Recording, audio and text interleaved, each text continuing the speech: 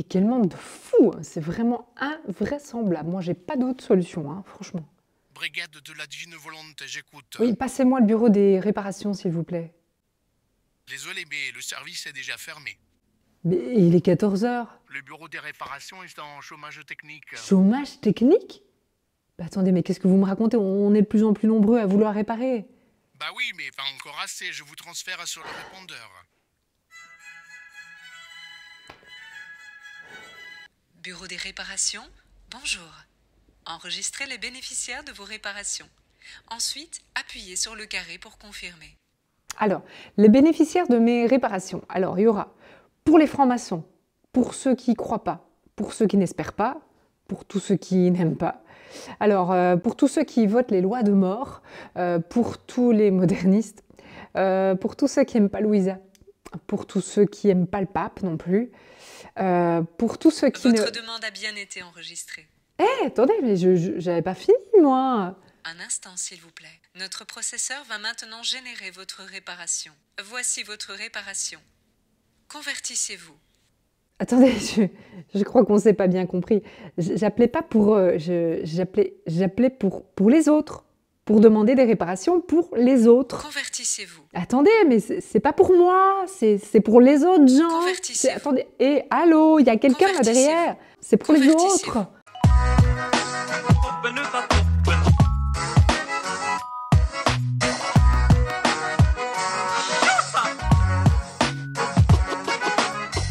Shalom. Vous vous souvenez, l'Écriture nous parle de deux frères qui sollicitent eux aussi le bureau des réparations. Il s'agit de Jacques et de Jean. Et l'Évangile nous explique comment ça s'est passé quand ils ont proposé à Jésus de dégommer un bon coup de foudre sur la tête des Samaritains. Vous savez, les autres là, qui refusaient d'accueillir Jésus. L'Évangile nous décrit la réaction de Jésus d'une manière très simple.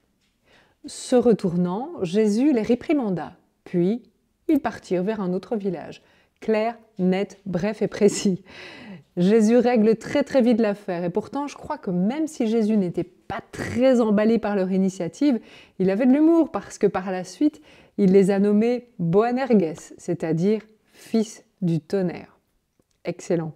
Autre passage de l'Évangile qui nous montre combien nous pouvons spontanément chercher la culpabilité chez celui que Jésus vient corriger.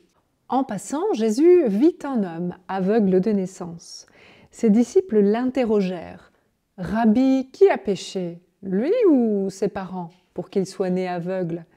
Jésus répondit « Ni lui, ni ses parents n'ont péché, mais c'était pour que les œuvres de Dieu se manifestent en lui. » Quand Louisa a connaissance de châtiments qui tombent sur une région, et là, elle, un tout autre mouvement intérieur. Louisa est profondément habitée par Jésus, bien sûr, elle pleure sur Jérusalem, elle pleure quand Jésus est rejeté, oublié, méprisé, mais en même temps, elle se montre tout amour envers ceux de ses frères et sœurs qui sont touchés par le mal, par les châtiments. Louisa nous raconte ceci. Cette fois, dit-elle, j'insistais en disant « Jésus, ne veux-tu pas avoir pitié? Ne vois-tu pas que les villes sont détruites et que les gens sont nus et affamés? Ô Jésus, comme tu es devenu dur !» Il me répondit, dit-elle, « Ma fille, les villes et les grandeurs de la terre ne comptent pas pour moi, ce sont les âmes qui comptent pour moi. » Il explique ensuite à Louisa combien il ferait n'importe quoi pour sauver les âmes jusqu'à la destruction de leurs biens matériels et plus encore, s'il faut passer par là, pour qu'ils changent de vie. Il ajoute un élément qui est un remède parfait pour l'orgueil spirituel qui toujours nous guette, tapis dans l'ombre. « Ma fille, ne te sens pas si oppressée. À cause de toi, j'épargnerai cette ville de dommages sérieux. Vois par toi-même si je ne dois pas continuer à punir. » Au lieu de se convertir, les gens, en entendant parler de la destruction d'autres provinces, disent que ce sont ces régions qui sont la cause de ces châtiments. Et ils continuent à m'offenser. Comme ils sont aveugles et insensés. Toute la terre n'est-elle pas dans mes mains et ne puis-je pas ouvrir des abîmes dans leur région et les avaler eux aussi? Pour leur montrer cela, je causerai des tremblements de terre à d'autres endroits où il n'y en a pas habituellement. Et paf, c'est énorme ce que Jésus dit là. Je le répète parce que, au lieu de se convertir, les gens, en entendant parler de la destruction d'autres provinces, disent que ce sont ces régions qui sont la cause de ces châtiments. Et ils continuent à m'offenser. Eh oui, c'est si facile de se dire que nous pouvons réparer pour les autres. Lorsqu'une catastrophe touche telle ou telle région, se dire que c'est parce que eux sont coupables et que nous, gens de bien, bons cathos, nous devons réparer pour eux. Mais vivre dans la divine volonté se base sur le socle de faire la volonté de Dieu. C'est toujours la base, d'où l'importance de faire d'abord amende honorable et réparer pour notre propre vie. Et pour cela, avoir toujours recours, comme Louisa l'a fait durant toute sa vie, au sacrement du pardon, à toutes les solutions, toutes les médiations que nous propose l'Église. Comme Jésus le dit à Louisa, toute correction qu'il donne à sa créature est encore et toujours sa façon d'aimer. Notre doux Seigneur calligraphie son amour avec une écriture différente selon le papier qui reçoit cette calligraphie. Il nous montre son amour soit par des invitations pleines de tendresse, ce qu'il appelle ses stratagèmes d'amour, soit par la force, c'est-à-dire par les châtiments. Mais ça, c'est son plan B, ces châtiments. Et quelle que soit la méthode qu'il choisit, c'est toujours de l'amour. Ce sont les âmes qui comptent pour moi, dit-il, et son soleil se lève sur les bons et sur les méchants. Jésus parle des créatures qui, vivant dans la divine volonté, souffrent parce que le pécheur doit subir des jugements rigoureux. Et voici ce qu'il en dit. Afin de ne pas la laisser souffrir, nous adoucissons notre juste sévérité, et cette créature nous fait donner le baiser du pardon. Et pour la satisfaire, nous lui disons « Pauvre enfant, tu as raison, tu es à nous et tu fais également partie des autres. Tu ressens en toi tes liens avec la famille humaine. Ainsi, tu voudrais que nous pardonnions à tous, et nous ferons ce que nous pouvons pour te satisfaire, pourvu que la créature ne méprise pas ou ne rejette pas notre pardon. » Cette créature dans notre volonté est la nouvelle Pâque qui veut mettre son peuple en sécurité. On se souvient ici que Jésus pleure sur Jérusalem et qui dit « Combien de fois ai-je voulu rassembler tes enfants, comme la poule rassemble ses poussins sous ses ailes. » Mettre son peuple en sécurité, c'est beau. Et vous n'avez pas voulu. Il a voulu mettre son peuple en sécurité et il nous demande, nous, de le faire avec lui. Jésus poursuit. Oh, comme nous sommes heureux d'avoir cette créature toujours avec nous dans notre vouloir. Parce qu'à travers cette créature, nous nous sentons plus enclins à faire preuve de miséricorde, à concéder des grâces, à pardonner les pécheurs les plus obstinés et à abréger les souffrances des âmes du purgatoire. Pauvre fille, elle a une pensée pour chacun, une souffrance semblable à notre souffrance et qui voit la famille humaine comme nageant dans notre vouloir sans le reconnaître. Et ils vivent au milieu des ennemis dans la plus sordide misère. C'est le tome 36, 30 octobre 1938. On vient de dire combien on perd du temps, le temps de Dieu finalement. Le temps de Dieu, lorsque nous pointons les autres pour lesquels nous prétendons réparer. Réparer, oui, mais pour eux, pas contre eux, jamais contre eux, jamais sans amour. Un autre écueil qui nous guette lorsque nous pleurons sur Jérusalem, et nous avons raison de pleurer avec Jésus sur Jérusalem, parce qu'on est bien d'accord, plus on avance, plus ça semble quand même compliqué dans le monde et dans l'Église, dans nos familles et partout. Pas vrai? Parfois, ça nous soulagerait d'en parler autour de nous. Et bien sûr qu'il y a des choses qui doivent être dites. Mais dans sa deuxième lettre à Timothée, saint Paul nous dit avec force « Proclame la parole, interviens à temps et à contre-temps.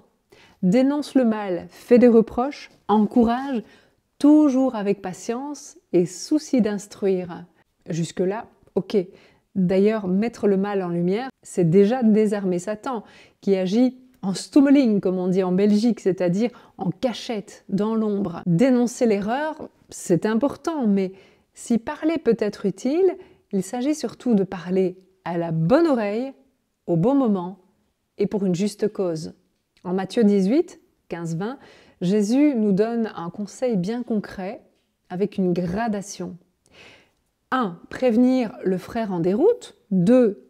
S'il n'écoute pas, appeler une ou deux autres personnes. 3, s'il n'écoute pas, convoquer l'assemblée. 4, s'il n'écoute toujours pas, alors considérez-le comme un païen et comme un publicain. Et là, c'est plus la peine de parler, il n'y a qu'une chose à faire, réparer, réparer et réparer. Parce que si le malin, qui est l'orgueilleux par excellence, nous entend non-stop citer ses œuvres à lui, même si nous les citons sans vouloir évidemment le féliciter, eh bien malgré tout, lui, le malin, se rengorge de fierté. Oui, en répétant non-stop ses œuvres à lui et tous ses fruits, eh bien c'est un peu lui que nous glorifions. Or, je crois, et je suis sûre que vous croyez aussi, que ce n'est pas lui qui a besoin d'être glorifié. Je pense au moment où Marie et Joseph se prennent des râteaux en frappant aux portes des maisons de Bethléem pour chercher un lieu où accueillir la naissance de Jésus. Eh bien pour eux, à ce moment-là, il n'y a qu'une seule chose qui compte. C'est uniquement l'urgence de donner à Jésus un lieu pour naître, un lieu pour être aimé. Pas le temps d'argumenter genre « mais c'est vrai quoi, laissez-nous entrer quoi, on est quand même la Sainte Famille ». Non, c'est l'urgence d'aimer uniquement parce qu'à ce moment-là, Jésus ne dépend que de ses saints parents. Il n'a que pour pouvoir naître, être réchauffé et nourri. C'est là qu'est leur mission et c'est là aussi qu'est la mission de ceux qui veulent vivre dans la divine volonté. Et quand ça disjoncte autour de nous et en nous, a fortiori, c'est beaucoup plus urgent, plus utile et plus nécessaire de réparer et d'aimer notre Seigneur plutôt que d'ébruiter, se plaindre de tout ce monde qui tourne à l'envers. C'est vraiment du temps perdu. Et puis bonjour le risque de médisance, de calomnie, avec le risque aussi d'inciter notre interlocuteur à faire lui aussi de la médisance. Vous connaissez peut-être la règle des 3 tamis proposée par Socrate. C'est passer à travers 3 tamis les paroles que l'on s'apprête à prononcer. Et là, on se demande, est-ce que c'est vrai? Est-ce que c'est bon?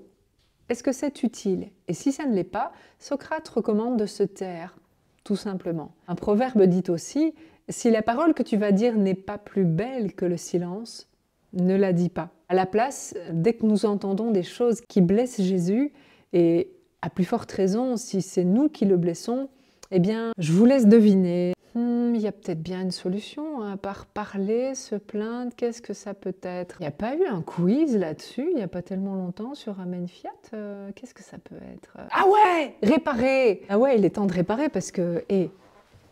attendez, juste entre nous, vous avez entendu ce qui vient de sortir dans la paroisse, là? C'est quand même invraisemblable, hein? Désagréable!